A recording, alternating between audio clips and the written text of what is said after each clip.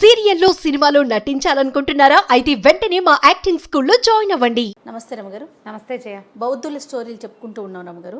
బౌద్ధ జాతక కథలు. ఎస్, బౌద్ధ జాతక కథలు బాగుంటాయి. నీతి ఉంటుందండి. జాతక కథల్లో ఒక చిత్రమైన కథ ఒకటి ఉంది, భలే వెరైటీగా ఉంది. అసూయ ఆ కథ పేరు. బాగుంది. ఒక ఈర్ష్యాళువులు ఉంటారు చూడు, ఏది లభించినా ఇంకోటేదో లభించలేదని భావిస్తూ ఉంటారు. వాళ్ళ మీద ఈ కథ అనమాట. ఇది బ్రహ్మదత్తుడు కాశీరాజ్యానికి రాజుగా ఉన్న కాలంలో రాజకుటుంబానికి అనుబంధంగా ఉండే కుటుంబాల్లో ఒక ఫ్యామిలీ ఉండేది. చాలా కాలం వాళ్ళకి పిల్లలు లేరు. అయితే ఇది ఒక వైశ్యుల కుటుంబం అనుకుంటా.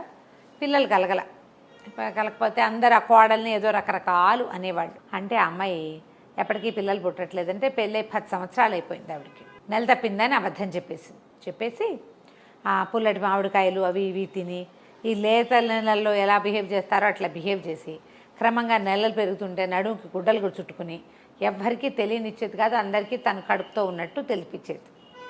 అయితే ఒకనాడు ఏమైంది, ఆ అమ్మాయి పుట్టింటికి బయలుదేరింది. పురిటికి ఏదో మేనేజ్ చేద్దాం అనుకుంది. సరే పుట్టింటికి బయలుదేరితే ఆ ముసలి దాది వాళ్ళు వీళ్ళు కలిసి అందరూ బయలుదేరితే సరే కొంత దూరం వెళ్ళిన తర్వాత విశ్రాంతి తీసుకుంటారు కదా. విశ్రాంతి తీసుకుంటుంటే వీళ్ళు ఒక చోట ఆగినప్పుడు ఒక సంచార బిడారు, అంటే చాలామంది ఊరికే ఇలా పాఠక జనం గుంపుగా కలిసి తిరుగుతూ ఉంటారు. ఏదో ఒక ఊళ్ళో వెళ్తారు, అక్కడ ఏదో కొన్ని పనులు చేసుకుని చిన్న చిన్న మాటలు గిట్లు అవన్నీ వేసి సంపాదించుకుంటారు. అట్లాంటిది ఒక బిడారు ఒకటి వెళ్తోంది. జస్ట్ వీళ్ళు ఆగారు, వాళ్ళు బయలుదేరారు అనమాట. సరే ఏమైంది, ఈవిడ కాస్త కొంచెం అటు ఇటు కొంచెం కాలు సాచుకోవడానికి నడవడానికి కొంచెం వాగల్లే ఉంటే ఆ వాగు వైపుకి వెళ్ళేసరికల్లా అక్కడ ఒక చెట్టు కింద ఒకటికి ముద్దులు మూట కట్టే ఒక చంటి పిల్లాడు కనపడ్డాడు. ఆవిడకి బంగారపు రంగులో వెలిగిపోతున్నాడు. బోధిసత్వుడు అట్లా జన్మించాడు అక్కడ. అయితే ఈవిడ ఏం చూసుకుంది, అటు ఇటు చూస్తే ఏమనిపించింది, సంచారంలో బిడారు వెళ్ళిందా, వాళ్ళలో ఎవరైనా ఒక పేదది పిల్లాడిని పెంచలేక కానీ ఇక్కడ వదిలిపెట్టి వెళ్ళి ఉంటుంది. ఈవిడేమనుకుంది, భగవంతుడు నా కోసమే ఇంకొక 10 రోజుల్లో కాన్పు వస్తుందనగా బయలుదేరింది ఈవిడ లెక్కలట్టా చెప్పి. రోడ్డు మీద కాన్పు వచ్చిందని చెప్పచ్చు. చట్టుకున్న ముసలి దాదిని కేకేసి నడుముకున్న బట్టలన్నీ తీసి పక్కన బయట పారేసేసి ఆ పిల్లాడిని ఎత్తుకుని ఆ దాదికి ఏం చెప్పిందంటే, నాకు పురుడు వచ్చిందని నువ్వే పురుడు పోసానని చెప్పు అని చెప్పి మెళ్ళో ఉన్న నగకట్టంతా ఎత్తి ఆ దాది చేతిలో పెట్టింది.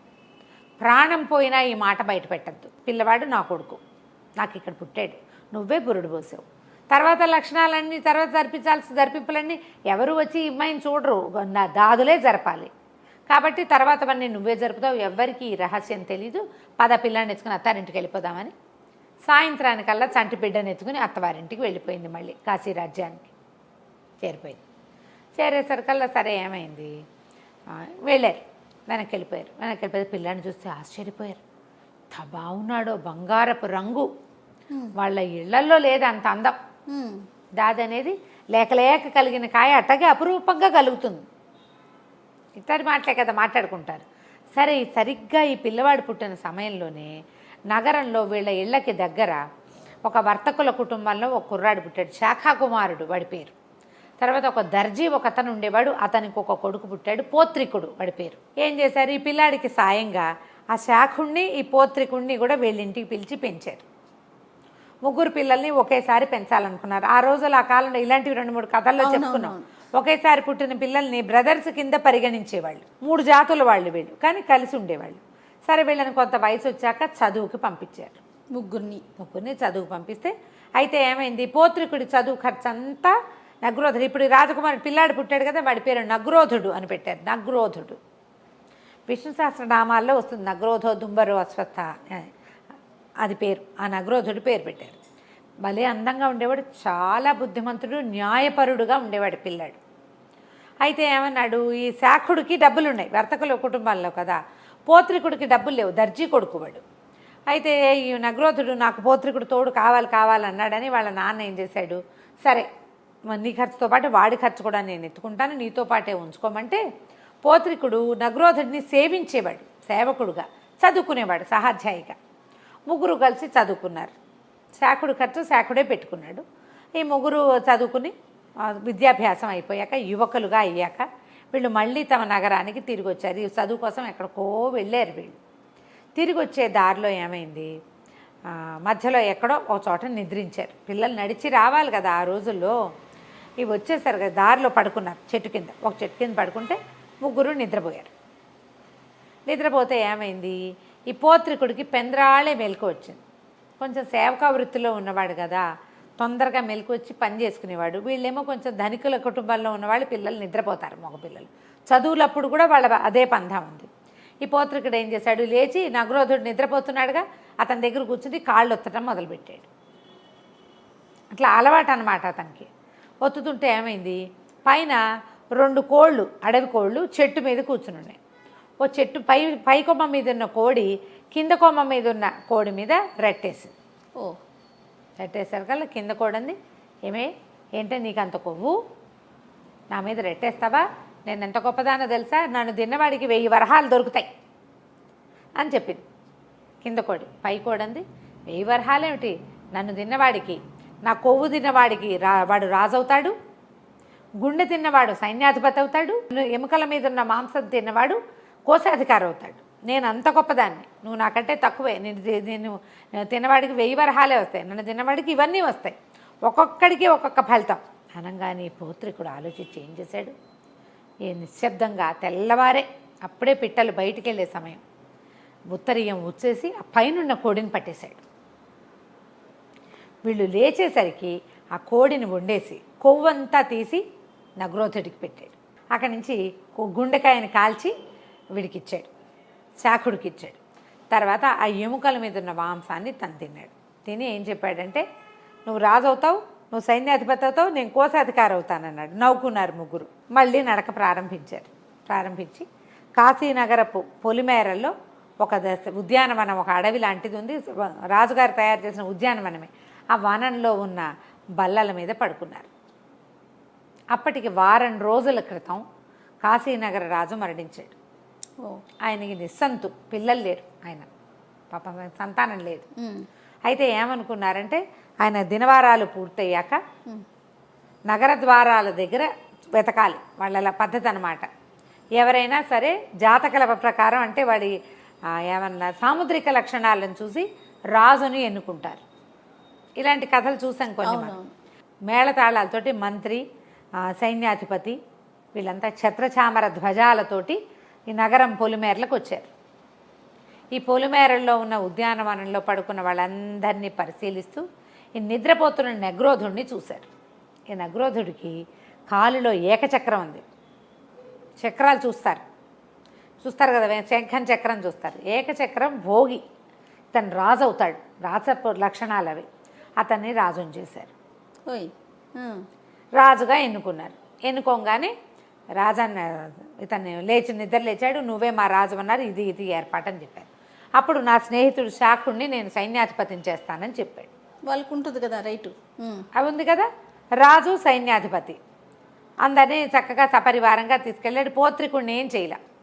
అయితే రాజు అవగానే ఇతను ఏమన్నాడు, శాఖుడితో చెప్పాడు, శాఖ నువ్వు వెళ్ళి మన అమ్మానాన్నలను తీసుకురా, మనం ఇంత గొప్పది ఇంట్లో ఉన్నాం, నేను రాజునయ్యా, నువ్వు సైన్యాధిపతిని అయ్యావు, మా అమ్మ నాన్నలను తీసుకొస్తే వాళ్ళు కూడా మనతో పాటు ఉంటారంటే శాఖుడు అన్నాడు, నేను ఎందుకు వెళ్తాను, అది చిన్న పని కదా, నేను సైన్యాధిపతిని, నా లెవెల్కి తగిన పని కాదు అది, ఎవరైనా చిన్నవాళ్ళని పంపించు నువ్వు అనేసరికల్లా తను ఏమనుకున్నాడు, సరేనని పోత్రికుడిని పిలిచాడు.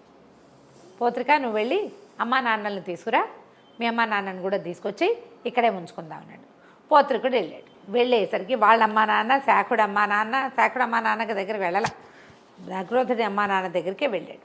వెళ్తే వాళ్ళు ఏమన్నారు, అయ్యా ఆయన రాజు అయితే మా అబ్బాయి రాజు అని చెప్పుకుంటాం, మేము ఇక్కడే ఉంటాం, ఆ ఊరు వచ్చి అక్కడేం చేస్తాం, మహానగరంలో మేమేం చేయలేం, చిన్న ఊళ్ళో ఉన్నారు వీళ్ళు, ఎట్లాగూ రాజబంధువుల పరివారంలోనే ఉన్నాం, ఇంకొంచెం గొప్ప జరుగుతుంది అదేదో ఇక్కడే జరుపుకుంటాం, నగరానికి వచ్చి ఆ బాధలు పడలేం, కొత్త చోటు ఇంత వయసు వచ్చాక పెద్దవాళ్ళం అక్కడ ఏమడలేం, కాబట్టి మేము రామన్నారు. ఇప్పుడు సరే అక్కడి నుంచి ఏం చేశాడు, తిరిగి వస్తూ శాఖుడి ఇంటికి వెళ్ళాడు. శాఖుడి అమ్మా నాన్న కూడా చెప్పాలనుకున్నాడు, కానీ అదే సమయానికి శాఖుడు తన ఇంటికి వచ్చి ఉన్నాడు, ఇంట్లో ఉన్నాడు అమ్మా నాన్నల దగ్గర. నేను శాఖుడి మిత్రుణ్ణి, పోత్రికుడు నా పేరు, మరి వాళ్ళ అమ్మా నాన్నల్ని కలవడానికి వచ్చానని వాకిట్లో సైనికులకి చెప్పాడు. చెప్పేసరికల్లా ఎప్పుడైతే శాఖుడు మిత్రుణ్ణి పౌత్రికుణ్ణి అని చెప్తున్న మాట తెలిసిందో వాడిని చావచిత కొట్టండి, శని వెధవ, వాడి వల్లే నేను సైన్యాధిపతిని అయ్యాను లేకపోతే నేను రాజును అయ్యేవాడిని అనేసరికల్లా సైనికులు కొట్టారు పౌత్రికుడిని. ఓ, కొట్టేసరికల్లా ఏం చేస్తాడు పౌత్రికుడు? ఏమిటి ఈ శాఖుడి ఉద్దేశం ఏమిటి? నగ్రోధుడు ఉన్నాడు, నేనున్నాను, నాకెందుకు ఇవ్వలేదు కోడి కొవ్వు? ఆ కొవ్వు నాకు ఇచ్చుంటే నేను రాజును అయ్యేవాడిని. తనకు కాకుండా నగ్రోధుడికి ఇచ్చాడు. నగ్రోధుడికి ఎందుకు ఇచ్చాడు? నగ్రోధుడే పౌత్రికుడిని చదివించింది. నగ్రోధుడిని రాజు చేయాలని ఎందుకు అనుకున్నాడు? వాడి దగ్గర రాజరికపు లక్షణం ఉంది, ఒకళ్ళని పోషించే గుణం ఉంది అతనికి, అందుకనే కదా అనుకుంది. అందుకే తనకి ఎవరు పోషకుడుగా ఉన్నాడో అతన్ని రాజును చేయడానికే కోడి కొవ్వంతా తీసి ఇచ్చాడు. రెండోవాడు తమ సహాధ్యాయి, తమ స్నేహితుడు కాబట్టి గుండెకాయని తను తినేయకుండా వాడికి శాఖుడికి ఇచ్చాడు. తను కోశాధికారి అంటే అది అసలు ఉందో లేదో, ఆ పదవి అసలు లేదు కూడా, తనకు చాలనుకున్నాడు. ఈ తన్నేసరికల్లా పౌత్రికుడు ఏం చేశాడు? సరే దెబ్బలు తిని కాశీనగరానికి బయలుదేరి వెళ్ళిపోయాడు. శాఖుడు కూడా ఏమనుకున్నాడంటే కోపం వచ్చి కొట్టించాడు, కానీ రాజుకు చెప్తే అతను ఎట్లా రియాక్ట్ అవుతాడో తెలియదు. సరే వెళ్ళాడు. తనేమో ఆగమేఘాల మీద తనకు సైన్యాధిపతి కాబట్టి గుర్రాల మీద వెళ్ళిపోయాడు. పౌత్రికుడు చిన్న బండి మీద వెళ్ళాడు. శాఖుడు వెళ్ళిన తర్వాత ఇంటికి వెళ్ళి అన్ని తీర్చుకుని తను రాజు దగ్గరికి వెళ్ళేసరికి, నగ్రోధుడి దగ్గరికి వెళ్ళేసరికి పౌత్రికుడు కూడా వచ్చేసాడు. జరిగిందంతా చెప్పాడు.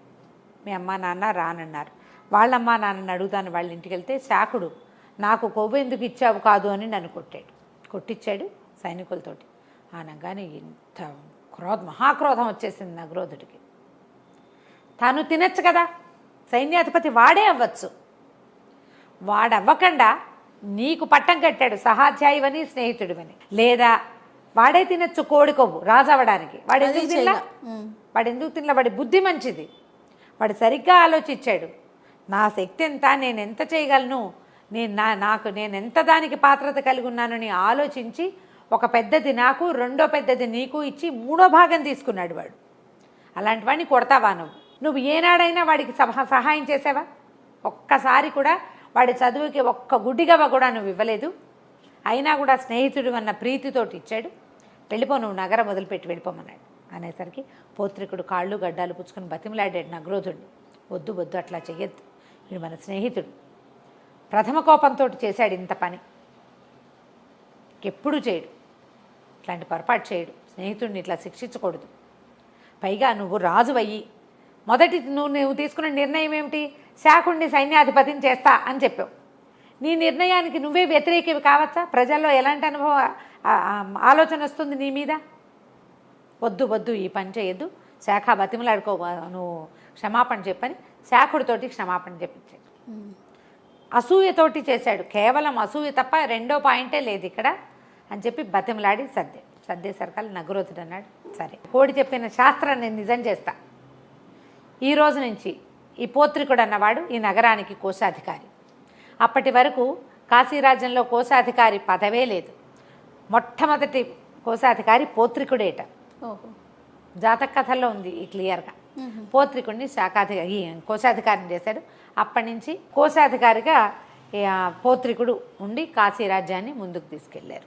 అసూయ ఇలాంటి పనులు చేయిస్తుంది. రైట్ కదా, చాలా బాగుంది రమ్మగారు. కథ కంచికి మనం ఇంటికి. నమస్తే. నమస్తే.